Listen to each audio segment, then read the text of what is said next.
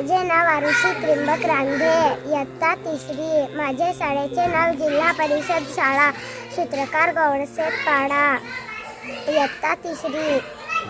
माझ्या गोष्टीचे नाव जादुई फ्रॉक. फार पूर्वीची गोष्ट आहे. एका गावात आई आणि त्या आईचे 2 मुलगी राहत होत्या.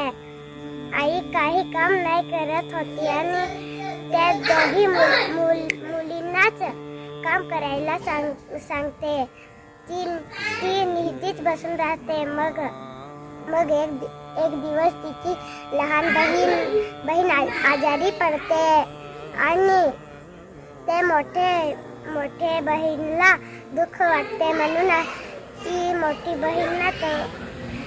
मोठी बहीण आईकडे जाते आणि आईकडून गरम स्वेटर मागते. मग आई स्वेटर देते आणि ती घेऊन जाते आणि त्या छोटी मुलगीला घालते आणि मग ती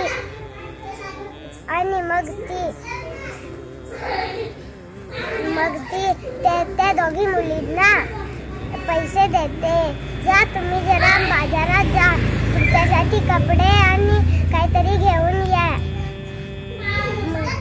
पैसे दे ना. मग त्या दोघी जात बाजारात. मग फराक घेत ना